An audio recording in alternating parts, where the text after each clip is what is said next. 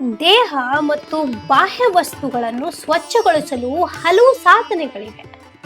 ಆದರೆ ಮನಸ್ಸಿನ ಅಶಾಂತಿ, ಅಹಂಕಾರ, ದ್ವೇಷ ಹಾಗೂ ದುಷ್ಟ ಚಿಂತನೆಗಳನ್ನು ದೂರ ಮಾಡಲು ಮಹಾತ್ಮರ ಅನುಭವ ಪೂಜೆ, ಆಧ್ಯಾತ್ಮಿಕ ಚಿಂತನೆ ಹಾಗೂ ಸೇವಾ ಮನೋಭಾವ ಅಗತ್ಯ ಎಂದು ಘಟಪ್ರಭಾದ ಗುಬ್ಬಲ್ಗೂಡು ಕೆಂಪಯ್ಯ ಸ್ವಾಮಿ ಮಠದ ಡಾಕ್ಟರ್ ಮಲ್ಲಿಕಾರ್ಜುನ ಸ್ವಾಮಿ ಹೇಳಿದರು.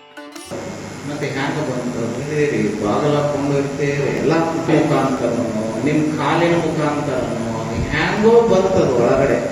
ನಮ್ಮ ಮನಸ್ಸು ಕೂಡ ಕಲ್ಮಶಗೊಂಡಿರ್ತದೆ, ನಮ್ಮ ಮನಸ್ಸು ಕೂಡ ಹೊಲಸಾಗಿರ್ತದೆ.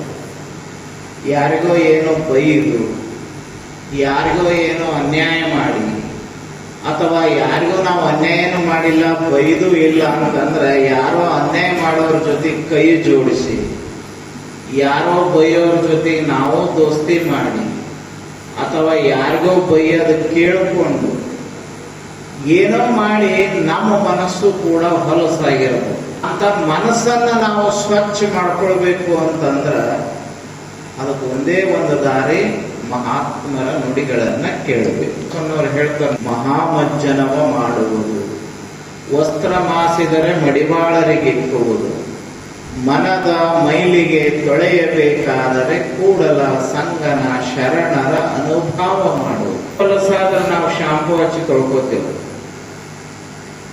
ಸೀಗೆಕಾಯಿ ಪುಡಿ ಹಚ್ಚಿ ತೊಳ್ಕೋತೇವೆ, ಮಾಡಿ ನಮ್ಮ ತಲೆಯನ್ನ ನಾವು ತೊಳ್ಕೋತೇವೆ. ದೇಹ ಹೊಲಸಾದ್ರೂ ಶಾಂಪೂಗಳನ್ನ ಸೋಪ್ಗಳನ್ನ ಹಚ್ಚಿ ಹಸನ್ ಮಾಡ್ಕೊತೇವೆ. ಹಂಗ ಮುಂದೆ ಹೇಳ್ತಾರ, ಬಟ್ಟೆಗಳು ಹೊಲಸಾದ್ರ ನಾವು ತೊಳ್ಕೊತೇವೆ, ಕೊಟ್ಟು ತೊಳಸ್ತೇವೆ, ಲ್ಯಾಂಡ್ರಿ ಕೊಡ್ತೇವೆ. ಇಲ್ಲಿರುವಂತಹ ವಸ್ತುಗಳನ್ನ ತೊಳಸ್ತೇವೆ. ಈ ದೇಹವನ್ನು ಮ್ಯಾಲ ಕಾಣ್ತೈತೆ, ಇದನ್ನು ನಾವು ತೊಳಿತೀವಿ. ದೇಹ ತೊಳಿಲಿ. ಕುಡಚಿಯ ಶ್ರೀ ವೀರಶೈವ ಶಿವಾನುಭವ ಸಂಸ್ಥೆ ವತಿಯಿಂದ ಶ್ರಾವಣ ಮಾಸದ ಅಂಗವಾಗಿ 1 ತಿಂಗಳ ಕಾಲ ಆಯೋಜಿಸಿರುವ ಶ್ರೀ ಮಹಾನ್ಗಲ್ ಗುರು ಕುಮಾರೇಶ್ವರ್ ಮಹಾಸ್ವಾಮಿಗಳ ಪುರಾಣ ಪ್ರವಚನ ಕಾರ್ಯಕ್ರಮದ ಉದ್ಘಾಟನಾ ಸಮಾರಂಭದಲ್ಲಿ ಅವರು ಮಾತನಾಡಿದರು.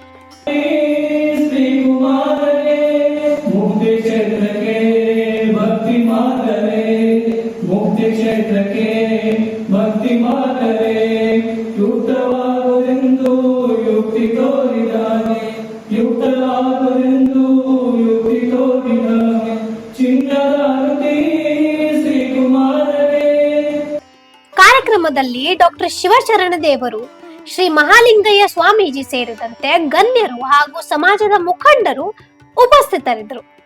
ಭಕ್ತರು ಹೆಚ್ಚಿನ ಸಂಖ್ಯೆಯಲ್ಲಿ ಪಾಲ್ಗೊಂಡು ಆಧ್ಯಾತ್ಮಿಕ ವಿಚಾರಗಳನ್ನು ಆಲಿಸುವಂತೆ ಆಯೋಜಕರು ಮನವಿ ಮಾಡಿದರು.